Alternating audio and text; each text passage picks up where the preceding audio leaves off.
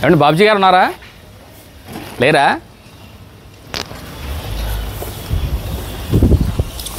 ఏంటి అండి? ఏంటి ఏం బియ్యం? లేడా బాబుజీ?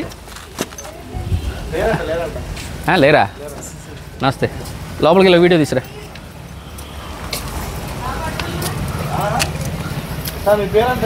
చెప్తా.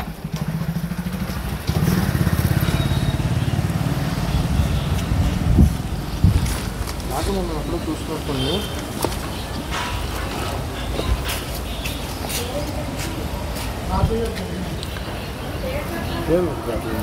కోననాగార్జున మనోహర్ గారు, పవన్ కళ్యాణ్ గారు ప్రభుత్వం మారిన తర్వాత ఏదైతే కనుక అక్రమ రేషన్ బియ్యం అక్కడ సీజ్ ద షిప్ అన్నారో అక్కడి నుంచి మొదలైంది. ఇక్కడ దర్జాగా చెప్తున్నారు, ఎవరో బాబ్జీ గారి కుటుంబం అంతా ఇక్కడే ఉంది. నాకెందుకు నవ్వు వస్తుందంటే, వీళ్ళు దాదాపుగా 85 సంవత్సరాల నుంచి వ్యాపారం చేస్తా, దాదాపుగా కేసులన్నీ కూడా ఈ వీళ్ళ మొత్తం ఫ్యామిలీ మీద నాకు తెలిసి 60-70 100 కేసులు ఉన్నట్టున్నాయి. అజయ్ గారు అని చెప్పి ఇంకొక అతను ఉన్నాడు, వీళ్ళ తమ్ముడు గారంట, ఇప్పుడే చెప్పారు. 3 రోజులు అయింది ఇక్కడ బియ్యం ఉన్నాయని చెప్పని. 3 రోజుల నుంచి ఎంఆర్ఓ కానీ డీటీ కానీ లేకపోతే అధికారులు కానీ ఎవరు రాలేదు. నేను ఒక విలేకరు గారితో నిన్న ఎంఆర్ఓ గారికి చేపిస్తే ఆయన అంటాడట, ఈయన ఏదో బిల్లు తీసుకొస్తా అన్నాడంట. ఆ బిల్లు కొనుక్కున్నాయని చెప్పారంట. ఏమంటే కొనుక్కున్నాయి అయితే ఒక చోట స్టాక్ పెట్టుకుని పక్కన ఉంటాయి, అంతేగాని ప్రజలు ఇక్కడ డైరెక్ట్గా వచ్చి మూటలేసి ఈయన డబ్బులు ఇచ్చి చెల్లిస్తుంటే అవి కొనుక్కున్నాయి అవుతాయా? ప్రజల దగ్గర నుంచి కొనుక్కున్నారా లేదంటే కనుక మీ దగ్గర నుంచి కొనుక్కున్నారా? అసలు ఏంటి అంత భయపడుతున్నారేంటి? అసలు మీ చట్టాలకి ఇలాంటి ప్రజలు భయపడాలి, అంటే ఇలాంటి దొంగ వ్యాపారం చేసి ఇక ఇలాంటి మా దొంగ బాబుజీ గారు భయపడాలి. అంతేగాని మీరు చట్టాన్ని చేతిలో ఉన్న మీరు భయపడితే రేపొద్దున అంత విచ్చలెత్తడం అయిపోద్ది అంతా కూడా. ఇప్పటికీ కూడా అదిగో మీరు బాబుజీ గారు లేరన్నారు, ఒకసారి కెమెరా పెట్టుకోండి, కాలు మీద కాలేండి బాబుజీ గారు, తీయకూడదు బాబుజీ గారు ఏంటి, ఈయన బాబుజీ ఇక్కడే ఉంటే తాళాలు ఇక్కడే ఉన్నాయి, రావడానికి ఏంటి మీకు? ఎందుకు సుస్సు పోస్తారు నాకు అర్థం కావట్లేదు. అధికారులు అంత ఈ రోజున అందరూ కూడా, లేదా మీరు మా ఎమ్మెల్యే గారు అందరూ కూడా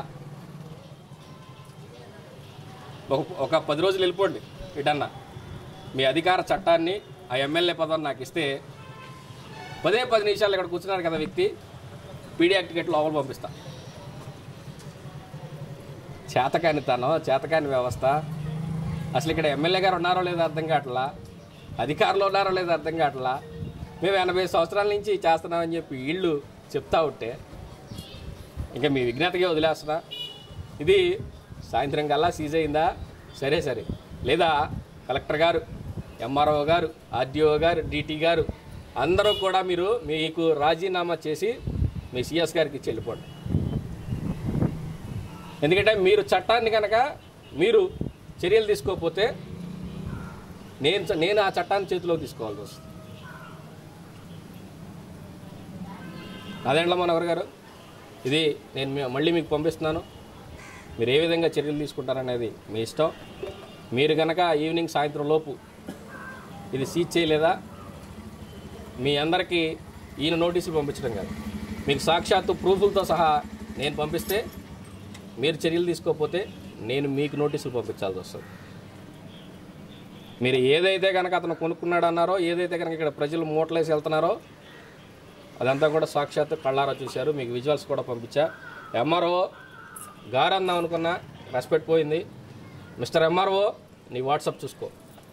సౌత్ ఎంఆర్ఓ డీటీ మహిళ, అమ్మ నేనేమనలేకపోతున్నా, నువ్వు ఇక్కడ రావడానికి భయపడుతున్నావు, మీరేం చెప్తున్నారంటే మాకు సజెషన్ సార్ విజిలెన్స్ వాళ్ళని సపోర్ట్ ఇవ్వండి సార్ అని చెప్పని నేను విజిలెన్స్ ఎస్పీ గారికి పంపించి సిఐని ఇక్కడ పోసుకుంటుంది అనేది నాకు తెలియాలి.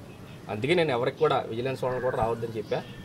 నేను మీకే చెప్పా, మీరే రావాలి. మీరు వచ్చేంత వరకు కూడా ఇక్కడ నా మనుషులు ఉంటారు. ఎట్లాగ ఇక్కడ విఆర్ఏ విఆర్ఓ ఉండాలి, వాళ్ళు ఎలాగో లేరు. నా మనుషులు ఇప్పుడు ఇక్కడ నిఘా ఉన్నారు, ఎప్పటికప్పుడు వీడియోలు తీసి నాకు పంపిస్తూ ఉన్నారు. అవన్నీ కూడా మీకు వస్తాయి. మీరు వస్తారా, డ్యూటీ చేస్తారా లేదా అనేది మీ విజ్ఞతకి వదిలేస్తున్నా. సాయంత్రం 6-7 గంటలలోపు సీజ్ చేస్తే చేయండి, లేదా సిఎస్ గారికి మీ రాజీనామా లెటర్లు ఇచ్చేసి వెళ్ళిపోండి.